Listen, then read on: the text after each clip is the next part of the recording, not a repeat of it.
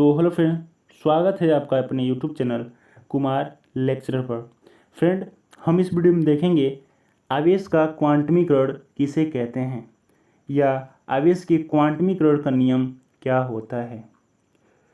Friend, बता दें आपको, यहाँ पे जो आप सूत्र देख रहे हैं, जो फार्मूला देख रहे हैं Q = Na, यह आवेश के क्वांटमीकरण के नियम से ही प्राप्त होता है।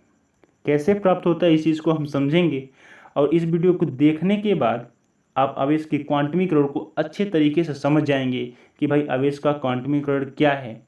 और कभी भी कोई भी टीचर आपसे पूछे आवेश के क्वांटमीकरण को बताए तो आप डायरेक्टली बता दोगे, या फिर कभी भी आपकी परीक्षा में आ जाता है आवेश के क्वांटमीकरण किसे कहते हैं तो आप डायरेक्टली इसको अच्छे तरीके से लिख लोगे और वहाँ से आपको 3 अंक पक्के हो जाएंगे। क्यों? क्योंकि ये बहुत बार आपके बोर्ड एग्जाम में पूछ चुका है। आवेश का क्वांटमीकरण का नियम लिखिए, ठीक है।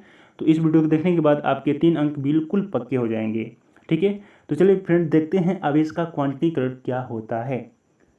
तो यहाँ पे देख सकते हैं फ्रेंड, आवेश का क्वांटीकरण। कुछ बेसिक जानकारी समझ लीजिए फ्रेंड।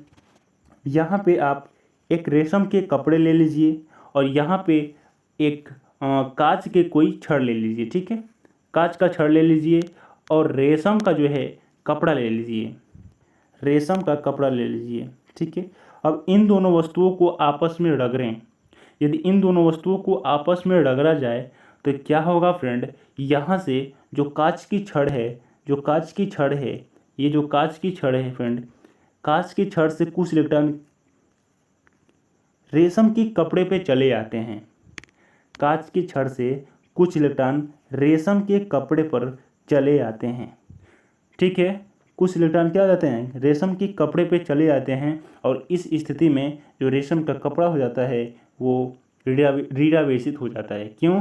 क्योंकि इलेक्ट्रॉन यहाँ से निकले, और जब इलेक्ट्रॉन यहाँ से निकले कपड़े रेशम के कपड़े पे आए तो ये कपड़ा क्या हो गया, रीडावेशित हो गया। क्यों? क्योंकि जो इलेक्ट्रॉन होता है, इलेक्ट्रॉन पर जो चार्ज होता है वो माइनस होता है, मतलब कि इलेक्ट्रॉन क्या होता है, रीडावेशित होता है।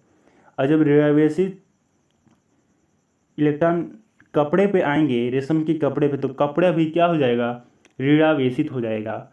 अब पूछा जाए कि भैया बताओ, इस कपड़े जो रेशम के कपड़ा यहाँ पे है इसका आवेश कितना है, तो आप इलेक्ट्रॉन के पदों में लिखोगे आवेश।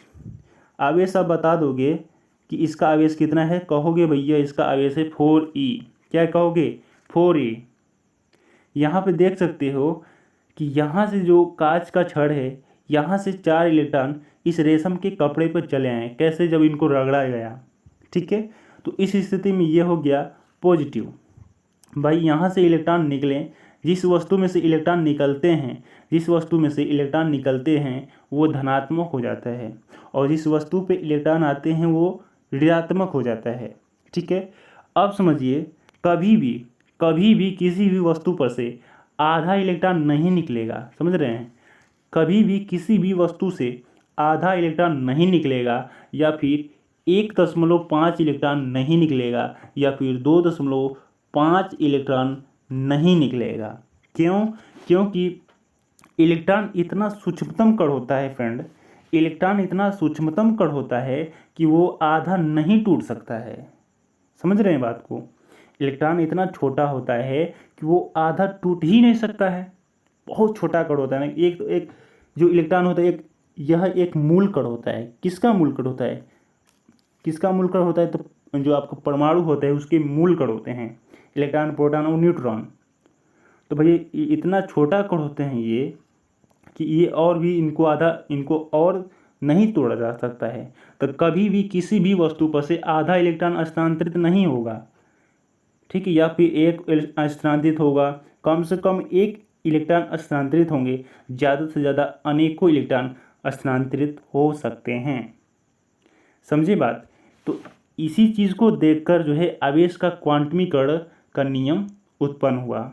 इसी चीज़ को देखकर आवेश के क्वांटमीकरण का नियम उत्पन्न हुआ कि कभी भी किसी भी वस्तु से आधा इलेक्ट्रॉन नहीं हस्तांतरित होता है, ठीक है, या 1.5 इलेक्ट्रॉन, कभी भी किसी वस्तु से 1.5 इलेक्ट्रॉन नहीं हस्तांतरित होता है।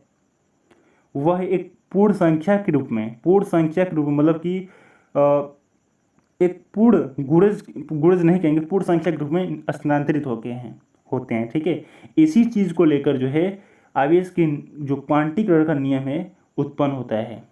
इसी चीज़ को देखकर इस कांच के छड़ और कपड़े को जब रगड़ा गया, यहाँ से इलेक्ट्रॉन निकले, एक इलेक्ट्रॉन निकला, 2 इलेक्ट्रॉन निकला, 3 इलेक्ट्रॉन, 4 इलेक्ट्रॉन निकला, लेकिन आधा इलेक्ट्रॉन नहीं निकल सकता है, क्योंकि इलेक्ट्रॉन इतना छोटा होता है कि वो आधा टूट ही नहीं सकता है। ठीक है, तो इसी चीज़ को देखिए यहाँ पे समझाया गया है आवेश की क्वांटमीकरण। यह वहीं से जो आवेश का क्वांटमीकरण का सिद्धांत निकला। यहाँ आप देख सकते हो कि किसी भी वस्तु पर आवेश की जो मात्रा होती है, किसी भी वस्तु पर आवेश की जो मात्रा होती है वो इलेक्ट्रॉन को हम दर्शाते हैं ई से। ठीक है, वह इलेक्ट्रॉन की पूर्ण गुणज होती है। ठीक है, किसी भी वस्तु पर आवेश की मात्रा इलेक्ट्रॉन की पूर्ण गुणज होती है। यहाँ आप देख सकते हो, या तो वो ई होगा, या फिर वो 2e होगा, या फिर वो 3e होगा। ठीक है, यही आवेश का क्वांटीकरण है। समझे, किसी भी वस्तु पर आवेश की जो मात्रा होती है इलेक्ट्रॉन की पूर्ण गुणज होती है। ठीक है, 0.5p, 1.5p या 2.5p नहीं हो सकती। इसे ही आवेश का क्वांटीकरण कहते हैं। आवेश के क्वांटीकरण में आवेश की मात्रा पूर्ण होनी चाहिए, और यहीं से जो Q = Ne निकला। ठीक है, Q = Ne निकला, मतलब ये जो Q है ये आवेश की मात्रा है, आवेश है। ठीक है, किसी भी वस्तु का आवेश है। ठीक है, और यहाँ पे जो N है ये इलेक्ट्रॉनों की संख्या है, इलेक्ट्रॉनों की संख्या है। और ये यहाँ पे जो E है ये क्या है, इलेक्ट्रॉन है। ठीक है दोस्तों, ये इलेक्ट्रॉन है। और इलेक्ट्रॉन पर जो आवेश होता है दोस्तों, इस चीज़ को समझ रहे होंगे या फिर जानते होंगे। आई होप कि मुझे आशा है कि आप जान रहे होंगे इलेक्ट्रॉन का आवेश कितना होता है। तो बता दें फ्रेंड, इलेक्ट्रॉन का आवेश होता है 1.6 × 10⁻⁻19 कूलाम। ठीक है, ये एक इलेक्ट्रॉन का आवेश होता है। ठीक है, आई होप कि आपको आवेश के जो क्वांटीकरण का नियम है वो अच्छे तरीके से समझ में आ गया होगा। आवेश की क्वांटीकरण को आप कैसे डिफाइन करोगे, कहोगे आवेश का क्वांटीकरण क्या है, कोई भी पूछे, आपके टीचर ही पूछे या फिर आपके बोर्ड एग्जाम में भी आ जाए, तो आप बता देना किसी भी वस्तु पर आवेश की जो मात्रा होती है वो इलेक्ट्रॉन की पूर्ण गुणज होती है। 0.5 या फिर 1.5 नहीं हो सकती है। ठीक है, इसे ही आवेश की क्वांटीकरण का नियम कहते हैं। तो आई होप कि फ्रेंड आपको आवेश के क्वांटीकरण का नियम अच्छे तरीके से समझ में आ गया होगा। तो चलते हैं और मिलते हैं आपसे अगले और नेक्स्ट वीडियो में एक अच्छे नियम के साथ, जो कि आपके बोर्ड एग्जाम में पूछे जाते हैं। तो यहाँ से आपके लगभग 2 अंक या फिर 3 अंक बिल्कुल पक्के हो गए, क्योंकि कभी कभी ये 2 अंक के पूछ देता है, कभी कभी 3 अंक का पूछ देता है, और कभी कभी 5 अंक का पूछ देता है। ठीक है friend, thanks for watching my video.